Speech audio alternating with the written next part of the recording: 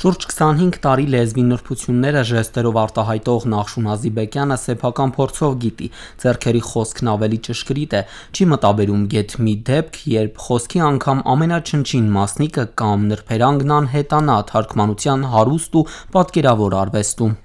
Քանի որ ես թարգմանիչ եմ, ես խմբագիր չեմ, ես չեմ կարող խմբագրել ոչ մի խոսք, իրավունք էլ չունեմ, ես պետք է այնպես փոխանցեմ, որ չլսող մարդը ընդհանուր ամբողջությամբ իմաստը հասկանա ու ճշտությամբ հասկանա, որովհետև միգուցե ես գտնեմ, եթե ինձ մնար, միգուցե ես գտնեի այդ ինչ-որ մի բառ այդտեղ տեղին չի, բայց ճիշտ չի, որովհետև այսպես ասած իմ լսարանը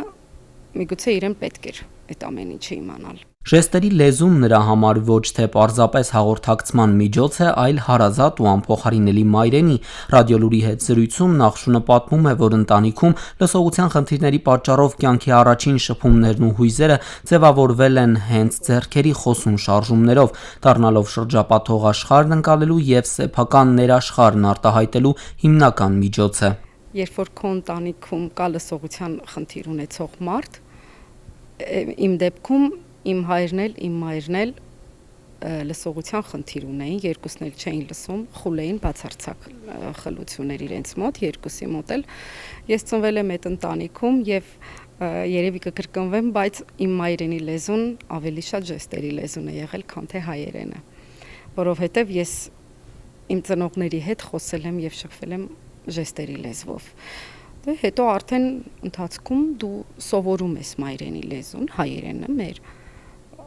որպես լեզու, քո լեզու։ Նախշունն ասում է, որ այս դժվար ու պատասխանատու գործին սովորաբար ավելի լավ են տիրապետում նրանք, ովքեր մեծացել են լսողության խնդիրներ ունեցող ծնողների ընտանիքում։ Նրա դեպքում ընտանիքն ավելի մեծ էր, թաղամասը, որտեղ ապրում էր, առանձին ու յուրահատուկ համայնք էր։ Հենց այս միջավայրն էլ նրա կյանքի ճանապարհն անխզելիորեն կապեց այս լուռ, բայց խոսուն լեզվի հետ,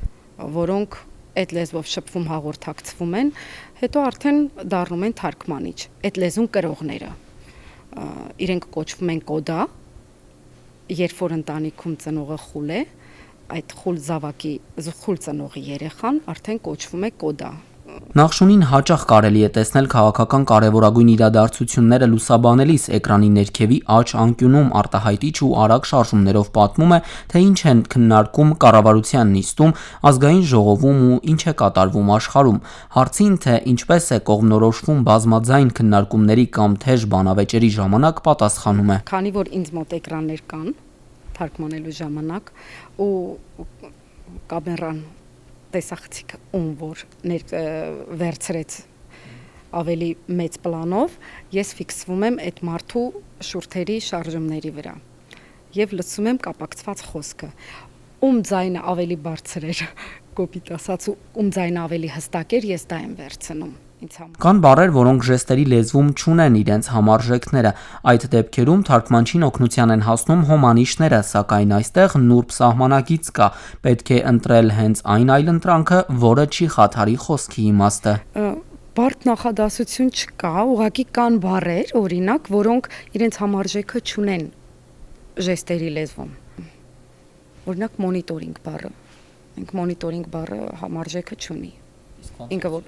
ես ստուգում կարող եմ ասել ստուգում մոնիտորինգ, որովհետև ինքը իր համարժեք լիարժեքը չունի, այդպեսի մի քանի բառ ժեստիկուլյացիոն տերմինոլոգիայում կան։ Պարզվում է ոչ միայն բառերը, այլև տառերը նույնպես կարող են ժեստերով փոխանցվել։ Ժեստերի լեզուն իր այբուբենը ունի։ Պայման։ Ձեր անունը Ալբերտ։ Սա ատառն է։ A L B E R T։ Բայց ինչքան որ հայերեն ունի, համարժեք բոլոր տառերն ունի։ Իսկ քանի որ լրատվական թողարկումներում խոսքի ռիթմը բարձր է կամ այսպես ասենք արագ, անուն ազգանունների դեպքում թարգմանում են միայն սկզբնատառերը։